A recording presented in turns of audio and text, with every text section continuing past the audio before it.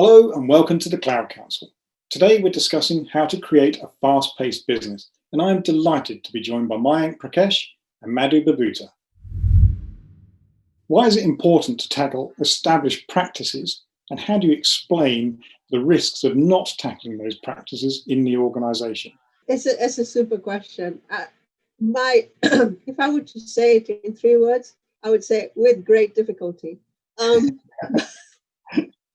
But to give a fuller answer to your question, I think it's really important for a leader, if they are trying to affect a change, for them to first of all believe in it. So actually coming back to what Mayank actually said right at the beginning, you're trying to lead a change. You identified the change, right? So you used your time cost, use your time cost quality parameters. You know what you want to do. And now it's a case of bringing the whole organization on the journey with you. Right? That's the goal. You want to do that. First of all, the leader must be completely clear on what it is they're trying to do, why it is they're trying to do it. They must be able to be a bit of a mark. So they have to be able to communicate. They have to be able to say and set the agenda and take people with them. Mnemonics really help.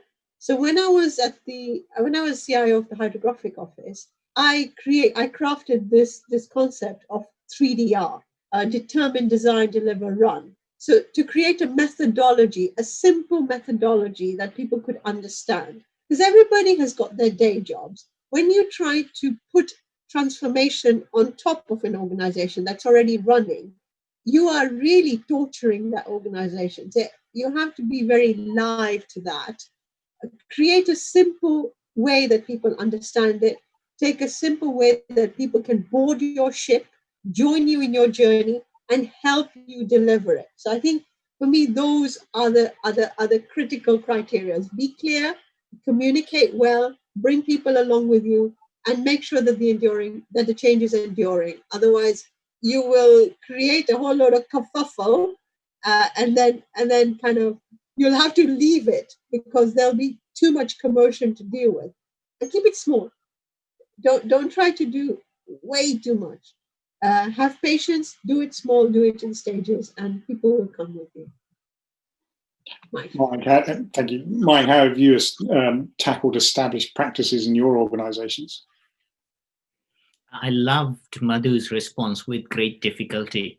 That's been true in my career. Look, it's only natural that people rely on what has made them successful so far. So when faced with a challenge, they rely on what has worked for them in their career. And what colleagues like Madhu and I are trying to do is to drive change, new ways of working, using new technologies to achieve new outcomes. And that requires a leap of faith.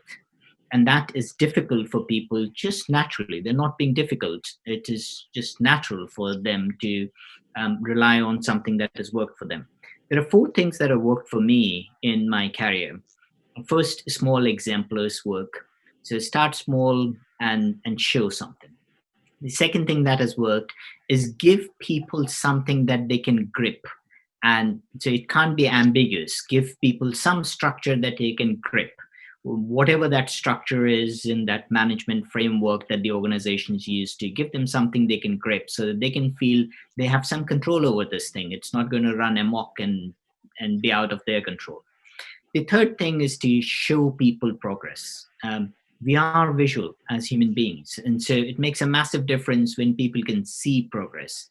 And lastly, if you're working with people who others trust, then they naturally trust what is being done. And so if we are seeing progress with something and it's being done by somebody you trust, any leader will take far more comfort with ambiguity in that situation. So those 4 things have worked for me over the years. Mike and Madhu, thank you for your insight and advice. And thank you for watching.